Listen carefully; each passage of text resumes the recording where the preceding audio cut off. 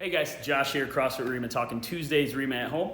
Like we talked about the other day, jump rope may be a good thing to have, and a jump rope just happens to be in today's workout.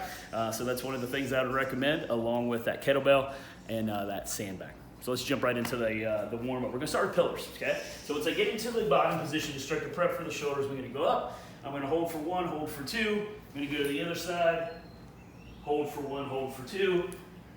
So on and so forth. I'll do that 10 times. Then I'm gonna go straight into a dragon squat. And here's how that's gonna look. I'm gonna step back and then come up, step back and then come up, and step back and then come up. And I do that for 10 total reps, 5 on each side. And then my last piece, if I could have a broomstick, that would be fantastic, or any such item like a dowel or a PVC pipe, light barbell maybe. I'm gonna go up into a Cuban press. So I pull up, high pull, press, come back down, press, come back down, elbows stay high, rotate, press, so on and so forth. And I will do 20 of those, and I will do that for 3 total rounds. Now, once I get to my strength portion, I'm gonna need something to be able to hold. So that could be, let's see,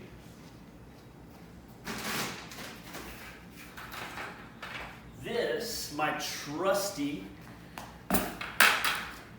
bucket of rice, can add some weight to one side when I get to my oblique crunches. And then I need some sort of wall. Now, there's a lot of different variants to be able to do the wall climb. So let's look at the wall climb in its original prescribed version. I get to the wall and I get into plank position in front of it. And then I start to walk my feet up.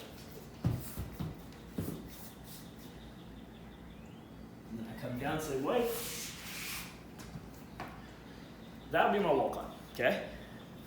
But let's say that I don't have that.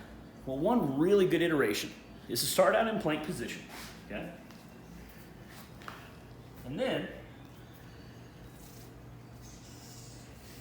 walk to pike. And then back to plank. Or I can start to elevate my feet. Maybe I have a chair, maybe I have a low bench, maybe I have a step that I can start to work up into. But either way, it's gonna be 2 wall climbs, okay? 2 wall climbs. Then I'm gonna follow that with 20 oblique crunches, and this is where I need that object, and probably the heavier the better. So here's what it's gonna look like. I'm gonna lean, pull back up, lean, pull back up, lean, pull back up. There's no need to go to this excessive lean position. It's basically go to where I'm lean to one side and then come back up to what I would call neutral. Do that for 10, then switch sides. 10 on the other side, so it's 20 total, okay, 10%. Then, when I get into my side dip, that's gonna be that side plank. That's why we prepped it with that pillar position.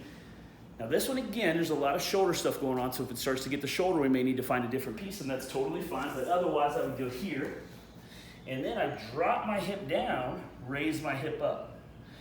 Drop my hip down, raise my hip up. The further I put my legs apart, the better balance, the more stability, and it's gonna be very similar to my oblique crunch, so it's a redundant training method of hitting a lot of those same components. And again, there's that shoulder piece of being on the ground, and I would do 10 on the right, 10 on the left. And I would go through all of that, my wall climbs, my oblique crunches, and my side dips for 5 total rounds. Okay guys, so for my conditioning piece, I have 15 push-ups, 30 double unders, 15 sit-ups, 30 double unders, and I have 5 rounds of that. So let's check out that push-up position. One of the things I want to work on today is just keeping my hands nice and tight, as opposed to getting way out here, but also keeping my elbows nice and tight. So if you watch my push-up position here, and then,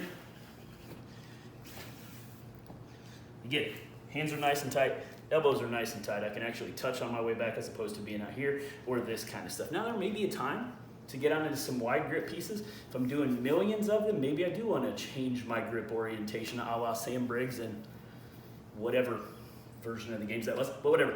Maybe I get into those different positions. But either way, I get through my push-ups and then I get right into my jump rope. Now, one thing that if you're at home that may be really cool is maybe I bring out a full-length mirror, okay? And then I watch myself either do my jump rope or my mock jump rope, my penguin jumps with that. So here's what it needs to look like. And you can watch your mechanics. So if I had a mirror directly in front of me I probably wouldn't stand to the side. That'd be awkward to try to, it's kind of weird. So maybe I go right here and I watch and see if I can keep my mechanics. Can I tap? Or if I have a rope, can I do the rope? Now if the mechanics get weird, then I know that I need to regress it. But it may be that mirror may be substantial when it comes to me understanding what I'm doing, as opposed to this like pike position. Maybe the mirror shows me, oh, it needs to be upright. Okay, and then I'll get to my sit-up. Okay. With my sit-ups, I like to butterfly, keep my hands low, lay all the way down, come all the way up, touch, lay all the way down, come all the way up, touch, and then I'm gonna go into 30 more double unders, penguin hops, whatever that may be. I'll do that for, again, 5 rounds. Now for my cool down, I'm just gonna do Ys and Ts, and let's try them from standing. So I get into this position, okay? I'm gonna hinge to where I can get my upper body, my torso, parallel to the ground, or as close as thereabouts I can get, and then Y. Hold for a second, hold for a second, hold for a second. My Ts, hold for a second. So on and so forth.